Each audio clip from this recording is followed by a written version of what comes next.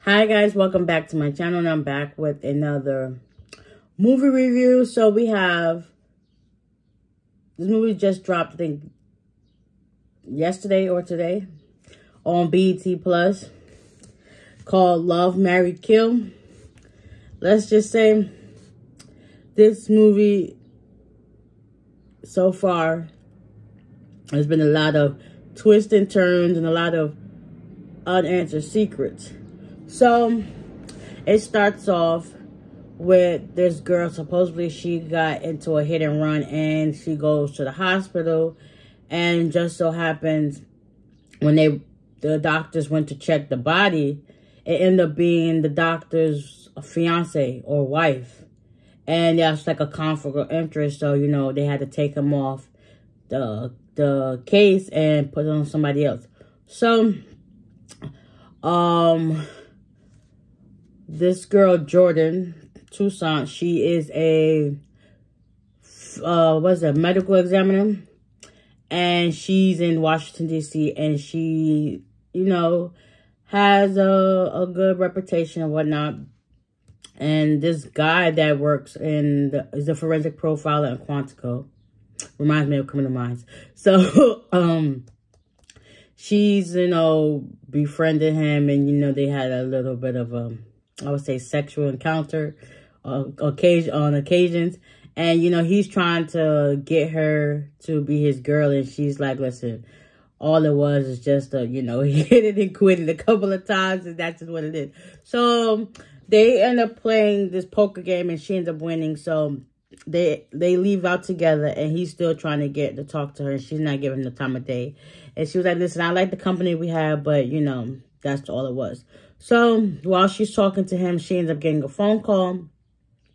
It's her friend Tamara, and she calls to let her know that, you know, their other friend Alicia has been murdered in a hit and run. So now she has to come back home. Her home is in New Orleans, so she goes home to pay her respects to the family and her homecoming. So while they're there after the service is now what the repast after the after party type thing. So her mother-in-law is in cahoots with the chief of police and some other room down the hall, and basically the mom wants to find the person that did this. But from my understanding, she pulled out a wad of money to tell the chief to, like, listen, find whoever did this. So that right there is a red flag that she or the husband has something to do with the wife's murder. So now they're investigating the case. Then come to find out, the chief took the money and he lets his other officers know that, listen, Miss Harrington, which is the deceased mother-in-law, is down his back, and you know, we gotta do something to produce evidence of who really did this. So kind of like to bribe it off, whatever. So now Jordan, she's there also to pack up her mom's house, because I guess her mom passed away too. So that's why she's there as well. While she's there, she sees somebody that, like, was taking pictures of her while she was at the funeral, but she didn't pay no mind. So now it's the next day. She's home, and she gets woken up out of her sleep. Come to find out some people that she needed, I guess, to pack up the house. And while she's there, she gets a phone call from the guy. His name, I think, is Thomas. And he's like, listen, if you need any help, I can help. I could call. I could be there in a split second. She was like, yeah, I appreciate it. So then now they, you know, finished packing up the house. Now it's the, later on, she goes by the, I think it's the examiner's office, and she sees her old boss, who also was a head examiner. And, you know, they chop it up for a few minutes. She brings him by some beignets. And she was like, listen, you know, I could not leave without coming by this office and bringing you your favorite treat and whatever. And he was talking about how back in the day he gave her a job just so her his wife wouldn't think that they was having an affair together, whatever. So after that, you know, mind you, Jordan, she met up with Alicia's mom, and she talked to her a little bit. And they have a kind of like a ball that they do, I guess, each year, whatever, in New Orleans. And the mom wanted her to stay. And she was like, listen, I'm supposed to leave on Friday because, you know, I got prior engagements to handle, but whatever. Because she's supposed to talk at this conference on Monday. So, yeah. Come to find out, Jordan extended it. So now that she got that, while the examiner stepped out for a second, she happened to look at Alicia's autopsy file, and she started taking all these pictures and stuff like that for her evidence, because, you know, she has to profile the body to see if any foul play was at hand. After that, she ended up seeing the guy that was taking pictures of her. Couldn't find out. His name is Marcus. They had a thing back in the day, and he's now a detective. And he also came to ask for the pictures so that they can, you know, make sure they're not missing anything. And Sully is the examiner. He was like, listen, the printer and stuff is down, so I have to go get it from out the hallway. So he's up taking some of the files that he had with him into the hallway. And he comes back and shows the pictures. And mind you, Jordan's standing in the back like, this dude is lying. What is he really lying about? But whatever. Sully gives Marcus the pictures, and Jordan just asks Marcus to take her home. And he was like, sure. So they leave. As soon as they get out the door, Jordan grabs the packages of pictures out of Marcus's hand, and she looks through them. She was like, listen, one of these pictures are missing. So they end up going back to her mom's house, and she prints off the pictures she took pictures of. And she was like, look, see, it's like foul play, strangulation.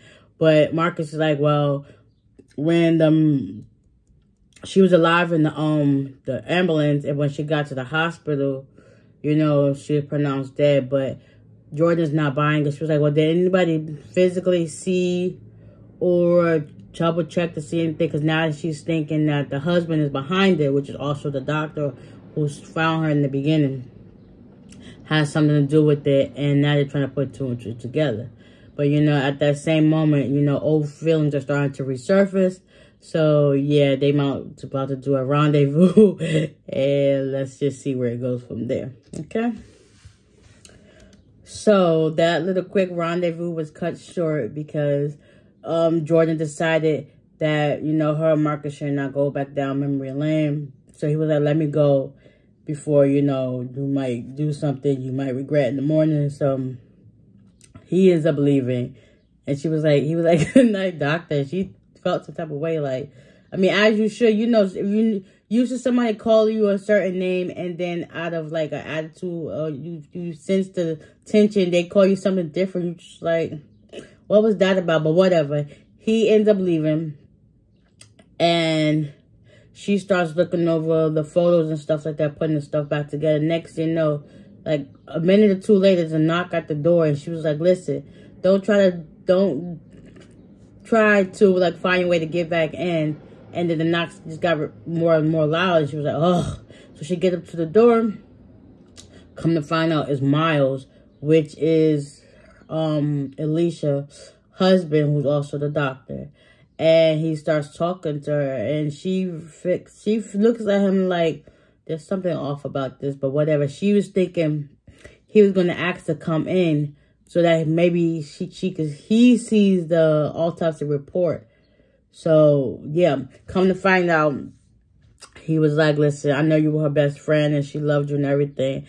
And Jordan asked how was the daughter. And he was like, listen, she's still asking when her mom is going to come back. And my mother talked to me about how you and her met up at the restaurant, and you are honored to be the ball's queen. And she was like, yeah. And she noticed that he was drinking because his words were kind of slurred. And, you know, he's basically trying to deflect. I don't know what he got going on, but whatever. She eventually let him go and saw him as getting late. So he walks off, and he's about to get in the car. I guess he does have a driver. And lo and behold, there's some other guy. You see as he's getting in the cars across the street, and he stops and does a double take back, like, what was that all about? So now it's, I think, the next day. Tamara, she's arguing with somebody that works with her, and we gonna see what that's about. So the guy Davion that Tamara was yelling at in her boutique was the guy that walked past Jordan's house when Miles left. So now I'm thinking, oh, sorry. Now I'm thinking maybe Tamara has something behind Alicia's murder as well, because I can't wait to see what else happened next. So after that, he decides to come back in, say he left his phone. But also, Tamara calls Miles and that they need to talk about something, but he hasn't been answering her call. So Davion and Tamara basically get it on. After Jordan talks to Tamara about, becoming the Grand Boule queen. And now Tamara was feeling some type of way. She was like, listen, I'll make it up for you for your birthday. We can go to the spa and get massages and bottomless mimosa brunch. So Tamara was like, oh, that sounds good. So after Jordan leaves and Davion and Tamara get it on, they go out for drinks later that night, Tamara and Jordan, at the Gree restaurant. And just so happens, Marcus comes in with some boo. And Tamara tells Jordan that that's his on and off boo for about 6 months, named Simone Russell. So they're behind them having drinks. And Jordan turns around with her glass and she cheers to him like, oh, yeah. And so now Simone saw that. She was like, who is that? And he tells her, this is a friend from the past, Jordan Toussaint or whatever. So Tamara takes it upon herself to ask Jordan to go dance. And they did it right in front of Marcus. So all you can see is Marcus slowly turning his head. Let's keep looking at her.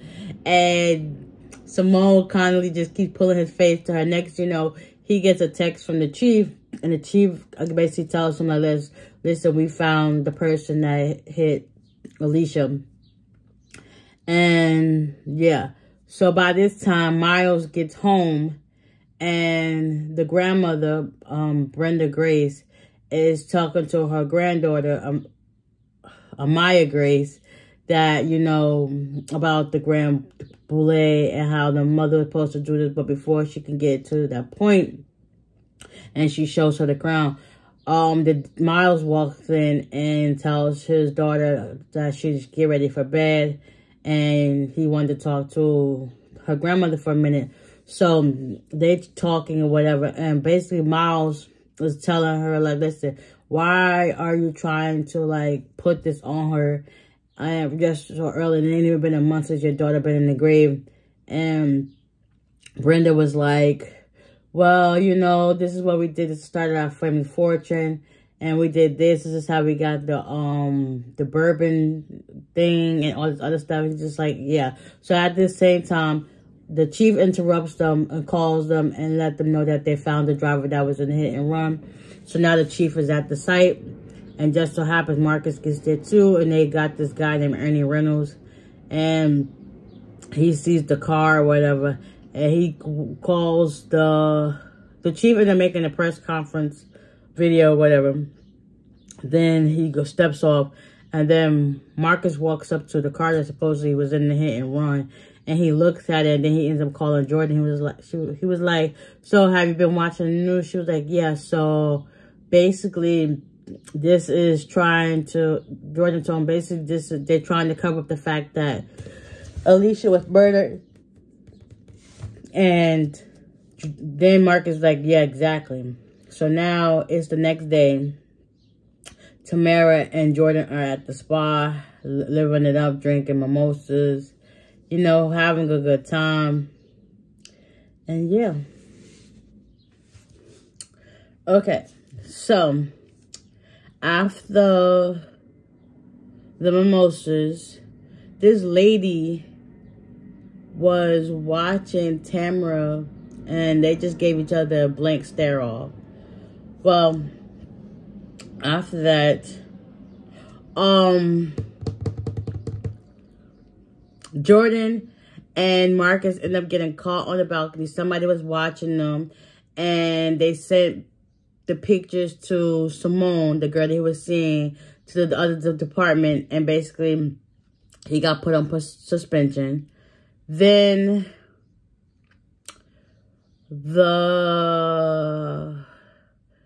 guy that broke into Jordan's house, he was getting stitched up by Miles, and Jordan came to, you know, talk to Miles at his job and asked if she could take him out to dinner. And she was looking like, he looked familiar, but she couldn't put two and two together. So she ended up getting a copy of his report, seeing his name. There was Davon Sims. And it's like, now she's putting two together. So later on that night, Miles and Jordan meet up at Grease to have dinner. And they talking about how Alicia was and stuff like that.